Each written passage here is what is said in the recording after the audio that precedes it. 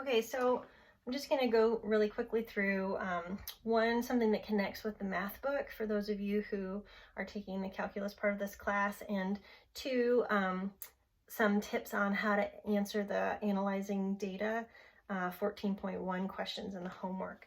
So I'll do the analyzing data part first, because not all of you are doing the calculus, and then I'll follow up with just some connection to the calculus book. So for analyzing data 14.1, you're going to need to use these equations.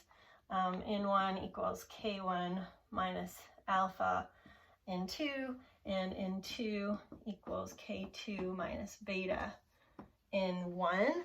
And so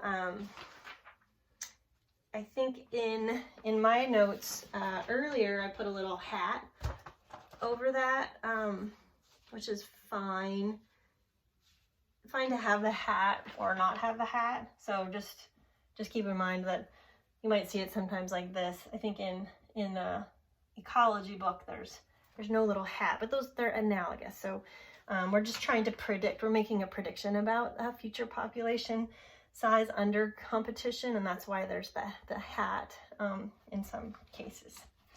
So for the analyzing data questions, they give you values of alpha, beta, K1, and K2. Okay, so for example, I'll just work out one of them and then hopefully you can see the pattern. They say K1 is 42.5. Make sure that's right.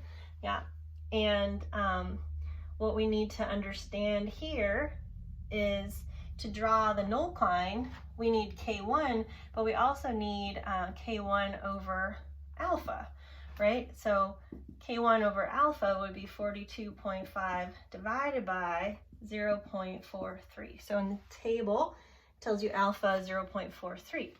And if we just do the math there, then we get 98.8.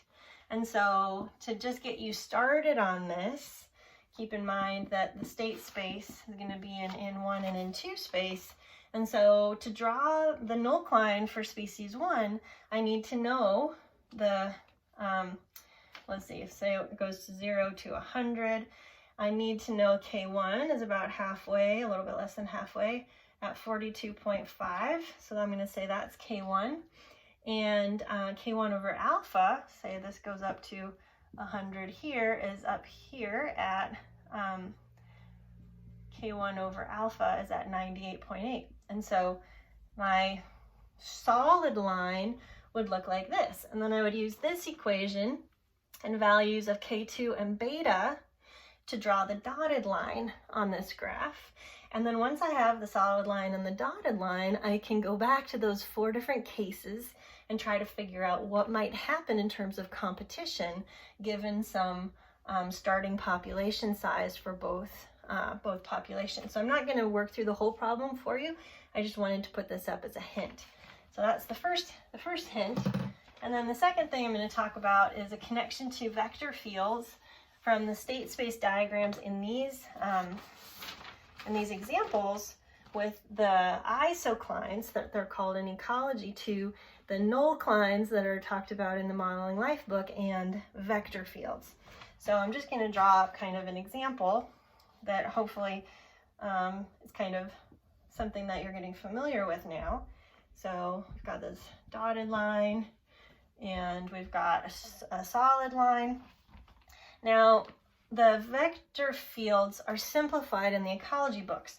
I'm going to try to draw up a vector field that you might be more familiar with from calculus. And so, you know, we have these vectors on the lines, right? And then we also have kind of vectors moving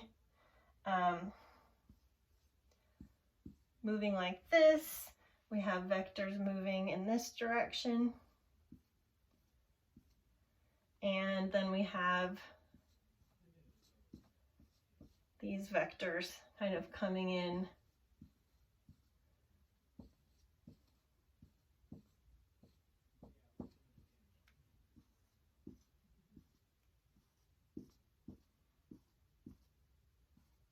Okay, so hopefully this makes a connection to figures 3.21 and 3.22 on pages 140 to 141 in your modeling life book.